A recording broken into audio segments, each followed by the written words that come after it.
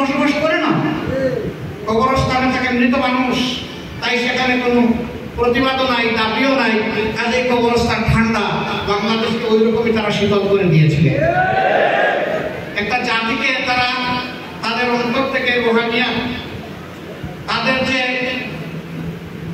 জীবন সত্তা সেটা ছিনিয়ে নেওয়া হয়েছিল। আমরা ছিলাম জীবন্ত রোবট। আল্লাহ তাআলা মুক্তি দিয়েছেন, এখানে সাংবাদিক বন্ধুগণের অবদান আছে। আমরা এখন থেকে অনুরোধ করবো, আল্লাহ মুখ খুলে দিয়েছেন, এটা জীবনে বন্ধ করবেন না। আল্লাহ হাত মুক্ত করে দিয়েছেন, মুক্ত হাত দিয়ে আপনারা জাতির খেদমত করুন। আপনারা কালোকে কালো বলুন, সাদাকে সাদা বলুন। আমিও যদি কালো হই আমাকেও ছাড়বেন না, বললেই জাতি আবার পথ হারিয়ে খাদে পড়ে যাবে। এবার খাদে পড়লে সেই গর্ত থেকে কবে গতকাল করে উদ্ধার হবে আল্লাহ ভালো জানে। এই জন্য মিডিয়া হচ্ছে ওয়াচ ডগ, তারা সবসময় তার পতন্দ্র প্রহরী, সেই প্রহরীর দায়িত্ব আল্লাহ তাআলা তাদেরকে পালন করার তৌফিক দান করুন। আমি শহীদ পরিবারের প্রতি আরেকবার কৃতজ্ঞতা জানাচ্ছি। সেই সাথে বর্তমান সরকারকে অনুরোধ করব, আপনারা আশা করি জনগণের আকাঙ্ক্ষাকে আপনারা অন্তরে ধারণ করে দেশ পরিচালনা করবেন।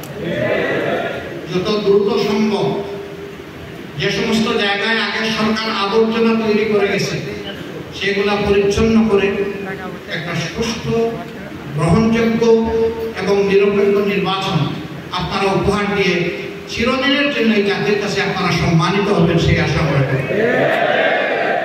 যেন জাতি ন্যায় এবং কল্যাণের পথে জনগণের আকাঙ্ক্ষার আলোকে জাতিকে পরিচালনা করতে পারে, শাসন করতে পারে, সেই রকম দল অথবা গোষ্ঠী যেন ক্ষমতায় আসে। কিন্তু আমরা সেই সাথে এটাও বলতে চাই, কেউ যদি ইতিহাস থেকে শিক্ষা না নিয়ে ভুল করেন, একবার জেগে ওঠা যুবকরা ঘুমায় পড়বে না। একবার জেগে ওঠা 18 মানুষ তার মুখের দিকে তাকাবে না। তারা এখন অধিকার আদায় করতে শিখে ফেলেছে, সুতরাং অধিকার আদায় করেই ছাড়বে ইনশাআল্লাহ।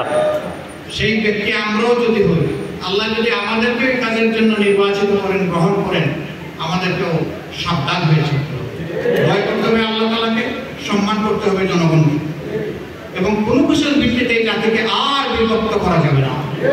বিভক্ত করে আমাদের সর্বনাশ করা হয়েছে। আমরা আলহামদুলিল্লাহ উন্নয়ন তো দেখেছি, ভিজিবল কিছু ব্রিজ হয়েছে, কিছু উড়াল সেতু হয়েছে, কিছু সড়ক হয়েছে, কিছু সুন্দর সুন্দর ভবন হয়েছে, কিন্তু আমাদের অর্থনীতি একদম ধ্বংস, ফুকলা হয়ে গেছে।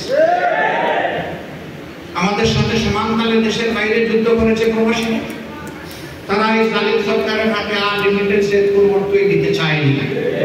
2 দিন যাওয়ার পরে কোর্ট জোর করে তখন তাদের কাছে কান্নাকাটি করতে হয়েছে, বাবুরা তোমরা ছেড়ে দাও, ধরে রাখো না, মুদ্রাগুলো দেশে পাঠাও। এদের কথা ওই প্রবাসীরা শুনেনি, কারণ তারা দেশে যখন আসতো পদে পদে লাঞ্ছিত হতো, কোথাও সামান্যটুকু তাদের কোনো সম্মানবোধ ছিল না। এখন আপনারা দেখতে পাচ্ছেন তারা দেশে এসে বলতেছে আলহামদুলিল্লাহ এবার নিজের দেশে এসেছি। এর আগে যেন মনে হতো যে আমরা রিফিউজি হয়ে অন্য কোনো দেশে গিয়েছি এবং রিফিউজির আচরণ আমাদের সাথে করা হচ্ছে। আমরা দোয়া করি এই অবস্থা যেন সামনের দিকে আরো বেশি উন্নত হয়, আরো বেশি জনবান্ধব হয়। আমরা তাদের কাছে কৃতজ্ঞ, তারা বিদেশে থেকে সমানতালে আমাদের সাথে যুদ্ধ করেছে।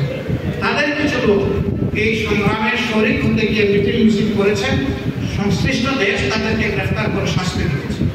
আমরা উপদেষ্টা মন্ডলীকে বলেছি দ্রুত তাদেরকে ছাড়ানোর চেষ্টা করুন এবং সম্মানের সাথে তাদের পুনর্বাসিত করুন। আজকেও আবার বলবো যে এই কাজটা তৈরি করা আমাদের জন্য ঠিক হবে না, যত দ্রুত সম্ভব সেই কাজটা সম্পন্ন করে ফেলা উচিত।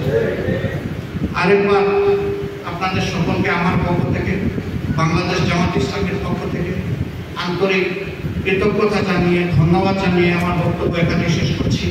আল্লাহ রাব্বুল আলামিন এই জাতির উপর রহম করুন, আল্লাহ রাব্বুল আলামিন শান্তির ফয়সালা নাযিল করুন। আল্লাহ তাআলা এই জমিনকে মানুষের বসবাসযোগ্য একটা মর্যাদার জমিন বানিয়ে দিন এবং আগামী দিনের শাসক যারা হবে সেই শাসকরা যেন আল্লাহকে ভয় করে চলতে পারে, সেই রকম শাসক গোষ্ঠী আল্লাহ তাআলা নিজেই নির্বাচন করে দিন। আসসালামু আলাইকুম ওয়া রাহমাতুল্লাহি ওয়া বারাকাতুহু। আমরা এখন শহীদ পরিবারের কাছে একটু যাব। আপনারা যে যেখানে আছেন মেহেরবানি করে বসবেন। মিডিয়ার বন্ধুরা আপনারা আমাদেরকে এখন ছেড়ে দেবেন। আপনাদের এতক্ষণ সঙ্গ দিয়েছেন আমাদের সাথে, অনেক অনেক ধন্যবাদ। আমরা মায়েদের কাছে যাব, বাবাদের কাছে যাব, আমরা মর্যাদার সাথে তাদের সাথে দুটি কথা বলবো এবং মর্যাদার সাথে তাদের আমরা কিছু উপহার তাদের হাতে তুলে দেব। এই সময়টা আমরা চাচ্ছি না যে এটা কোনো ক্যামেরায় উঠুক, ক্যামেরাবন্দি হোক, কোনো মিডিয়ায় যাক, আমরা এটা একবারই চাচ্ছি না। তাদের মর্যাদার প্রতি সম্মান দেখাতে গিয়ে আমরা এটা চাচ্ছি না। তারা আমাদেরকে সহযোগিতা করেছেন এবং এখনো সহযোগিতা করবেন বলে অগ্রিম ধন্যবাদ। আসসালামু আলাইকুম। ওয়ালাইকুম আসসালাম।